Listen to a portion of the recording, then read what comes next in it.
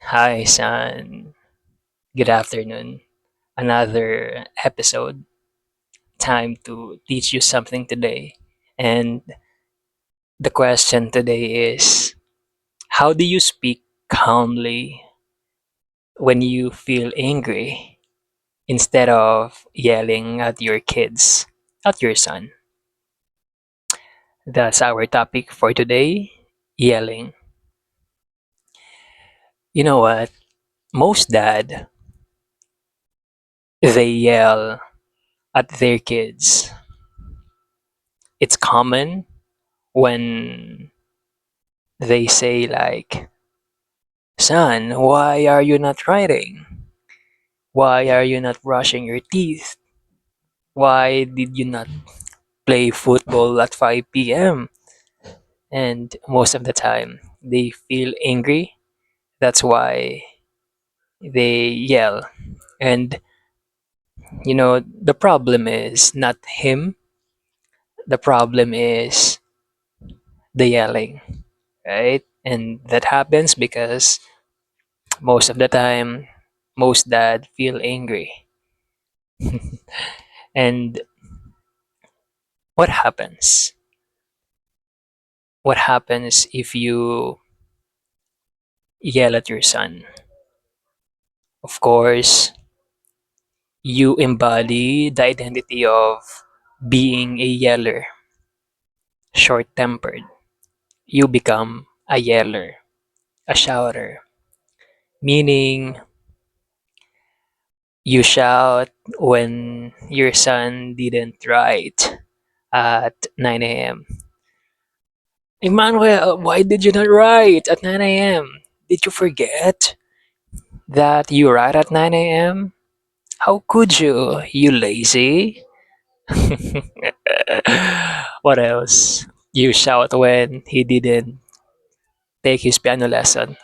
It sounds like, Emmanuel, why did you take not the piano lesson at 5 p.m. with Mr. Piano Guy? You're so lazy. Why are you not listening to me? Right? And you yell at him when your son didn't follow his scheduled routines, right? And if you keep yelling at him, of course, he becomes a yeller too. Your son becomes a yeller too. Why? Because he sees you yelling at home all the time, right? Because you led him that the standard is yelling is acceptable. Yelling is okay. Yelling is normal. Doesn't it's not a big deal. Most dad yells and that's okay, right? And if you keep doing it, your son becomes a yeller until he grows up, until he becomes a dad himself. So basically, you created a generation of yeller dads.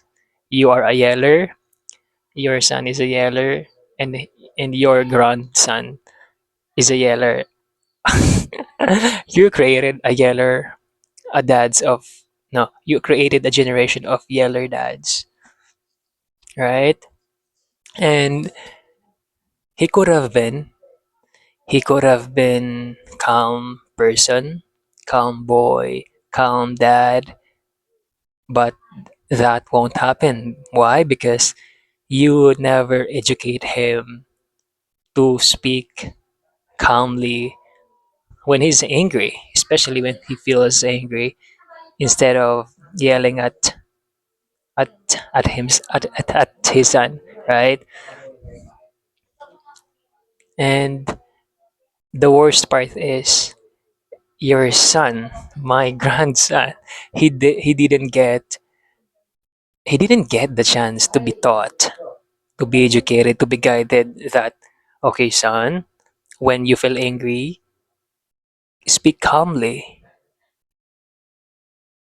You don't need to shout. You don't need to yell, right? He didn't get that, right?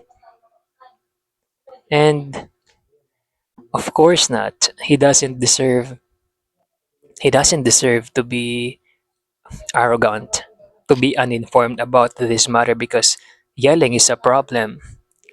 It's disrespectful, right? So he doesn't deserve to be arrogant, to be uninformed. No one taught him about this. He doesn't deserve that, right? And he doesn't deserve to be yelled at by you. When you feel angry, when he wasn't listening, when he wasn't doing his routines, and you yelled at him, of course not. He doesn't deserve to be yelled at. Never. He doesn't deserve to be disrespected. He doesn't deserve to receive those harsh words of yours, right? And he doesn't deserve to be a yeller dad, to be a yeller boy. He doesn't deserve to be a yeller, right? Like, son, seriously, do you want my grandson? Do you want him to be a yeller? To be a yeller's dad? To be a yeller boy? Of course not, right? You want your son to be a calm person, to be a calm dad, to be a calm boy, right? But, dad, how can I do that? How can I make my son a calm person? Of course, educate him that when he feels angry, speak calmly. How? Speak in a loving tone of voice as much as possible, especially when he feels angry. That makes him a calm person, right? I mean, what do I mean by this? Let's say my grandson, let's call him my grandson. So let's say my grandson is, he feels angry right now. And if you teach him to speak calmly, it sounds like this in actual real life scenario. He will say, Dad, you know what? I just feel angry right now. You yelled at me, and let me write about my anger. Let me write to clarify what I think, what I feel. So can you please excuse me for a while? And I'll get back to you when I'm ready to talk to you. See you later. That's how you speak calmly when you feel angry instead of yelling. Like, damn you. Like, you always yell at me, dad. I hate you. I hate you for the rest of my life. You're not a good dad to me. That's the opposite, right? And let me repeat, educate him to speak in a loving tone of voice when he feels angry, or even he's not angry, as much as possible instead of yelling, right? That's that's the lesson for today. That's the action he needs to do, you need to do, I need to do. So we become calm person instead of a yeller, right? So if you educate him, or even if you educate yourself, right? So, son, Emmanuel, of course, you become a calm person too. Why? Because you know, you know what to do better. You learn that speaking calmly, speaking calmly in a loving tone of voice is the best way to do, is the best thing to do instead of yelling. You learn that. So if you learn that, you know what to do when you feel angry. You won't yell, but rather you will speak in a loving tone of voice, right? So if you keep doing it, if you keep speaking in a loving tone of voice, what happens to my grandson? Of course, he will become a calm person too. Why? Obviously, he sees you. He sees you speaking in a loving tone of voice, whether you're not angry, whether you feel angry. So 24/7 inside the house, he hears you speaks in a loving tone of voice, in a loving tone of voice, especially when you feel angry. That's what he sees from you, right? You led him by example that, son, the standard is we speak in a loving tone of voice. In a loving tone of voice. We don't yell at home. That's the that's that's the home you built for him. That's the environment you built for him. That's what the family standard is. We don't yell. We speak in a calm tone of voice.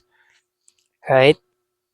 So my grandson, until he grows up, he becomes a calm dad too, right? So basically, you created a generation of calm dad. I am a, okay, let's say I am a calm dad. I would love to be a calm dad. You are a calm dad, and my grandson is a calm dad. And in the future, his future kids, he's going to educate them, you know, to speak in a loving tone of voice as much as possible, right? So we are the generation of calm dads, right? Why? Because my grandson, he was taught about this matter. He was taught that speaking in a loving tone of voice is the standard of the family, just like Joel Austin. Joel Austin speaks in a loving tone of voice, and I just love that tone of voice of his tone of voice. It's so loving. It feels loving, and he smiles when he speaks, and that's what I'm talking about. That's the standard you built for your son, for my grandson, right? And of course, he deserves to be educated about this matter. He deserves to know that we speak in a loving tone of voice. He deserves to know that, okay, this family, we don't yell here. Yelling is disrespectful. Yelling is unacceptable. Yelling hurts the feelings of people, the feelings around the family. We don't do that. Mortos. We don't do that. Mortos doesn't yell, right? I just learned that from Old Bro that earlier from Bobby Lewis. Lewis's doesn't quit. Anyway, my point is, do you want your son to be informed about this? Do you want your son to speak in a loving tone of voice? Do you want him to be a calm dad, right? Yes, of course. 100%. So, what do you need to do here? Educate him, teach him to speak in a loving tone of voice, right?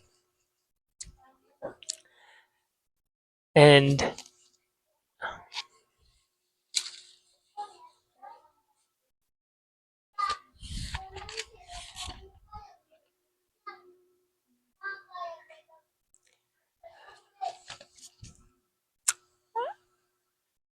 how do you know if you learn from this letter?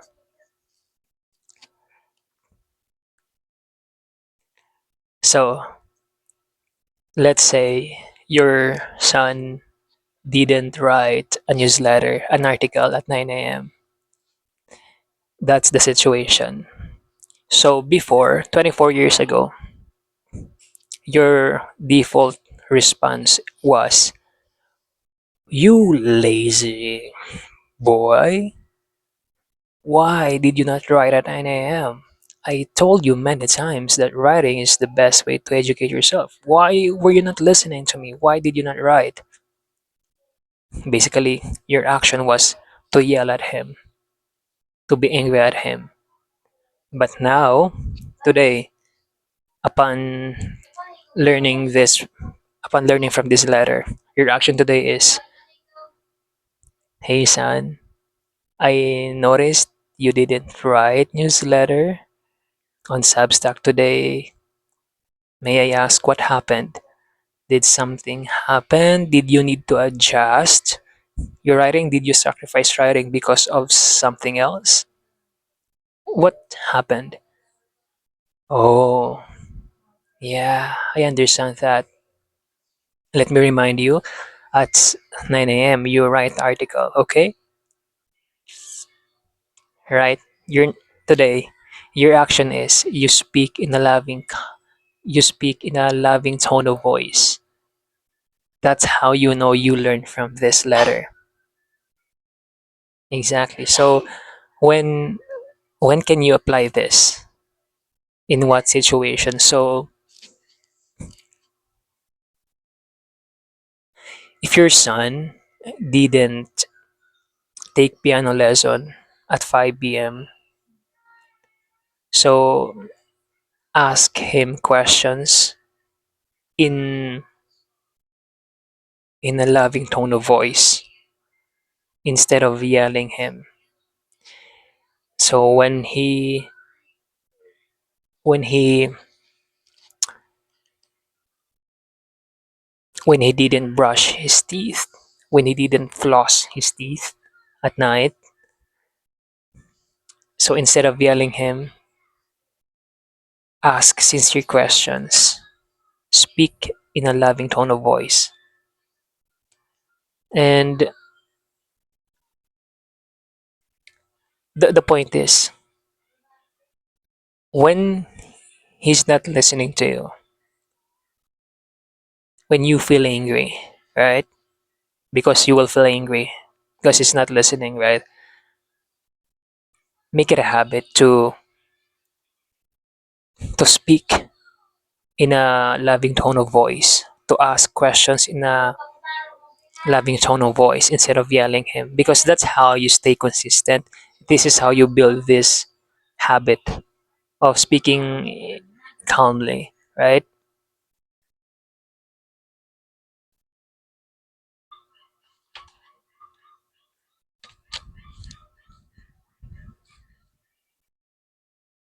And big question today is, did we really solve the problem? So the problem was yelling, right? Now, did we really solve this by this podcast? Yes, the problem was yelling. So now you know what to do. So instead of yelling, you speak in a loving tone of voice as much as possible. Did we solve? Yes, of course. And now it's time to take action from this. It's time to apply this lesson to every situation. Like I told you, when your son is not listening, when your son is not doing his scheduled routines from 6 a.m. to 10 p.m., and many more.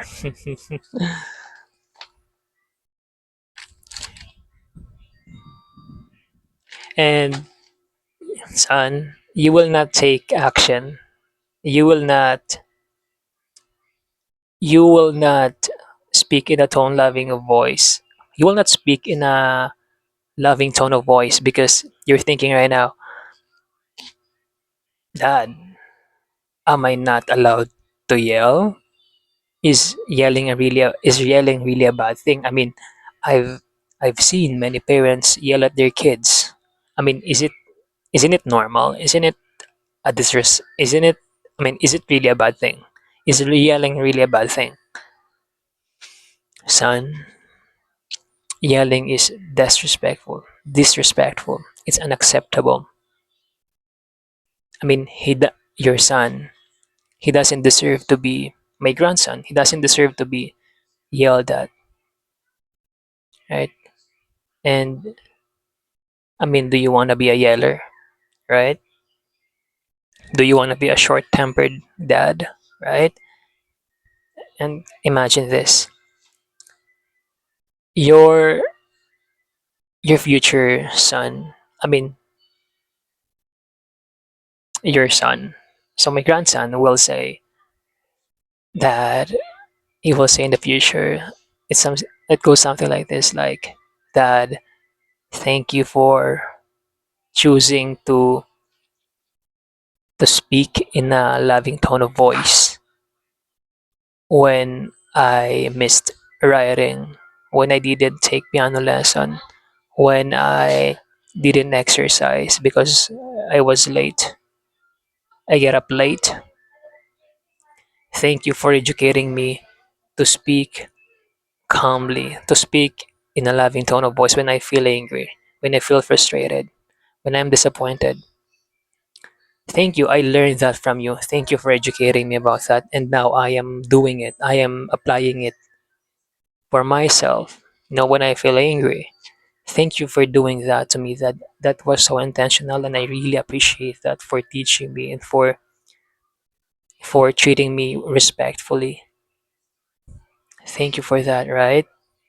And that's your that's what your son will say in the future. That's what he will say.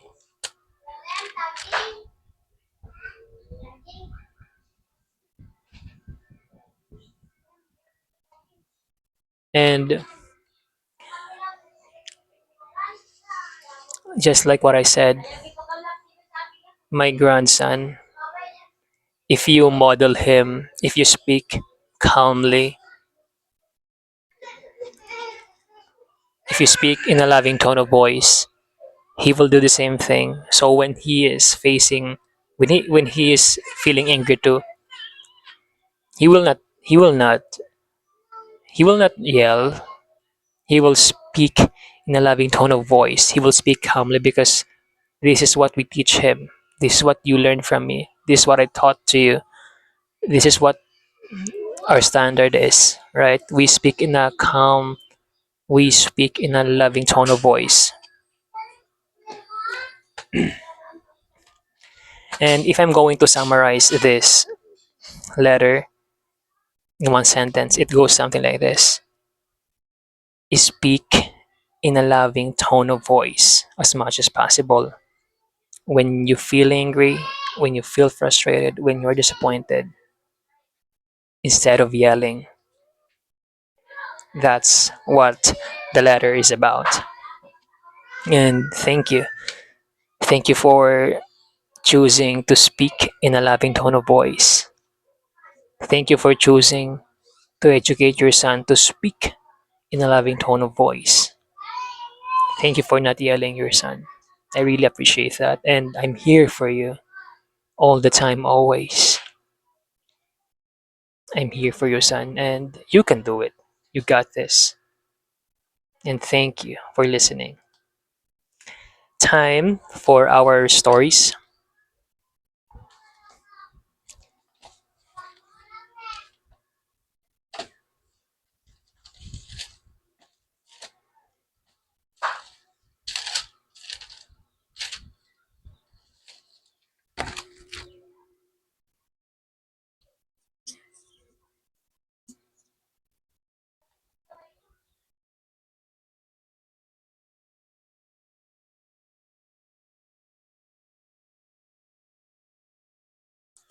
First story, it's a story from my mom. And in the morning, she offered me a bread. And she said, Gerald, son, here's the bread. This was your favorite a year ago. Boom. It's like my mom was having an opinion of me a year ago. Today, I changed for the better. Bread is not allowed, sugar is not allowed to put inside my body. It's not allowed. So I realized Some people have opinions of us a year ago, 6 years ago, and the, the lesson here is people change for the better, for the good.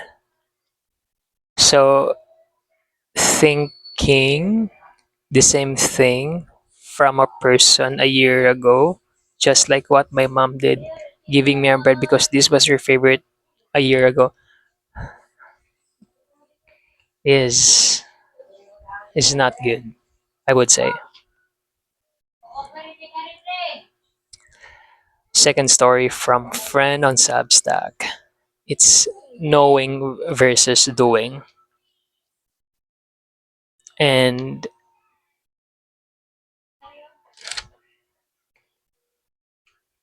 taking action is the answer to get what you want. Knowing and doing, they work together.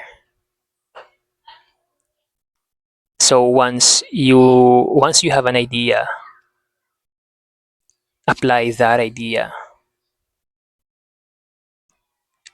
In short, apply the idea you watch from a podcast, from a book you've read.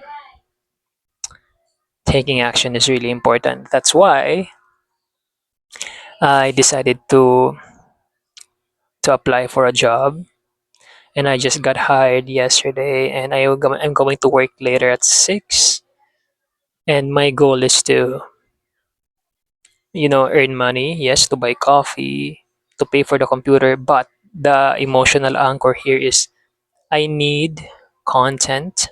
So I need to record every lesson. So I need to drive traffic to get one student to ask for referral. Because my long term goal is to work for 3 hours, as much as low as possible. So I have time for my kids, and I earn just 900, the basic. Yep.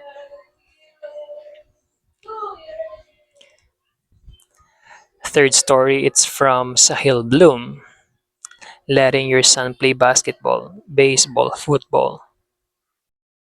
Yes, he brought his son to the baseball field at Stanford, and I realized, yeah, bringing you in the field, football field, is a healthy habit, I would say. So you will be playing football at 5 p.m., son. I mean, exercising like football, baseball is a non-negotiable habit for many beneficial health reasons.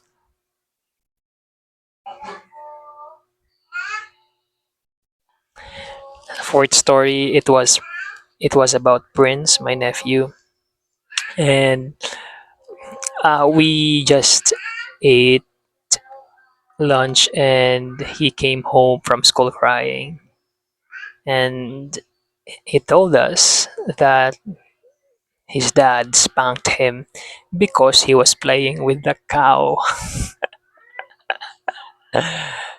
And I, you know, it's a good reminder that spanking your kids is very unacceptable and disrespectful because your son doesn't deserve to be spanked.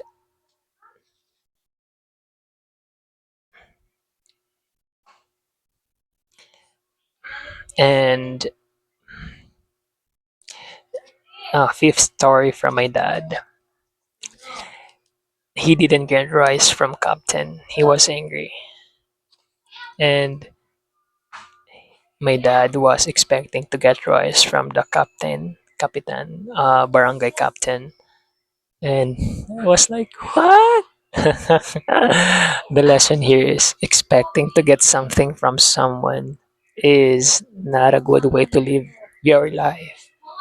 I mean, expecting someone, expecting something to get some, expecting from someone to get something. I mean, it's not a good way. It's not good way to live your life. I mean, you are responsible to buy your own rice, right?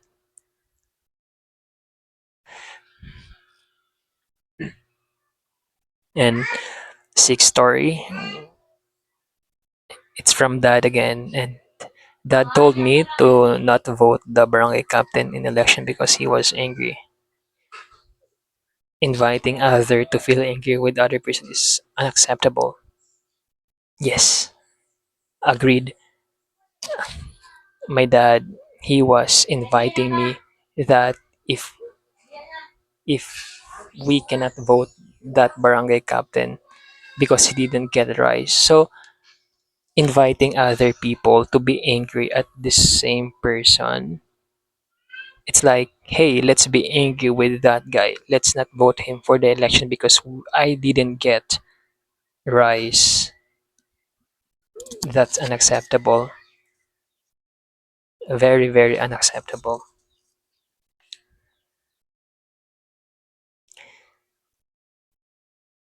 Uh, story seven. Dad, Micah. Eating with them, eating lunch with them. I might not get the chance 5 years from now. Eating lunch, dinner with family is a blessing. Yes, I remind myself like 5 years from now, I will never get this opportunity to eat lunch, dinner with them. And the challenge is when we eat, they were they were yelling, they were shouting, they were yelling, and they were complaining, they were blaming, they were talking very disrespectfully to each other, and that's my challenge. And I just remind myself, bahala kayo dyan, bahala ka dyan. Just let him be. And I was just listening to them, and I will write the story because I think it's funny. It's so funny to write a story, and when I hear something bad, I will write about it. So it's just a good reminder to not do it by myself for myself, right? And the next story is from Prince. He can't cry in front of her mom. His mom. He can cry in front of us. Crying to manipulate your mom is disrespectful. Yeah, agreed. Using crying to get what you want to manipulate. That's manipulation, right? Maybe they don't understand it yet, but that's manipulation. And yeah, I've noticed my nephew, he couldn't cry in front of his mom, because he couldn't manipulate her.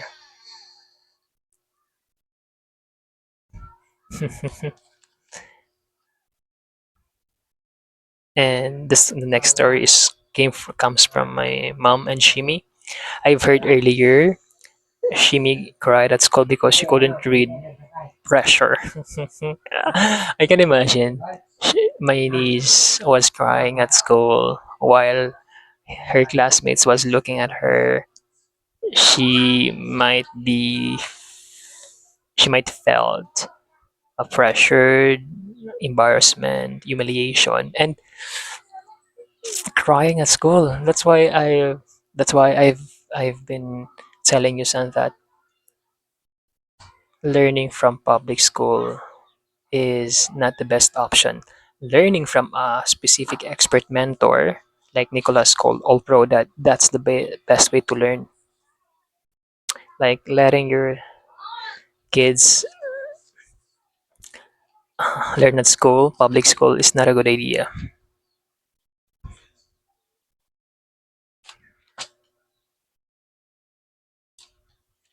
Okay. Next is about parenting. hmm And okay, next idea is respecting elders. being a gentleman, being a hardworking, teaching kids values, kids having identities, having direction in life, having good character, having podcasts with our kids to teach them each day at 4 p.m. So this is what I do right now, and we will be doing this. So we will be having a podcast each day at let's say at 1 p.m. to teach you something.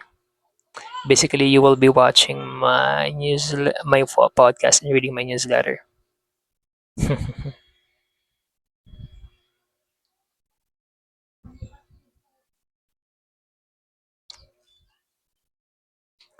Having vision, what your family looks like, asking yourself what your kids becomes when they get old, writing your values, hang out on the wall and his room,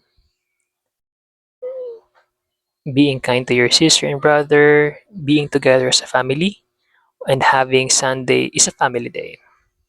Having faith and friendship with Jesus, never giving up, not quitting writing, filming, exercising, being persevere, modeling the values, affirming the good action of our kids. Why did I read that? I think that's enough. I have so many things to read, but I think that's enough. And son, thank you for listening to my story today.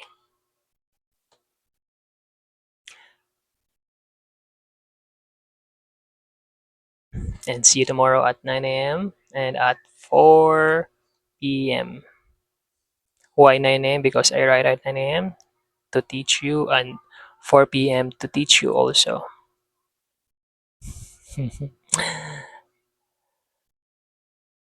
Let me close the camera now.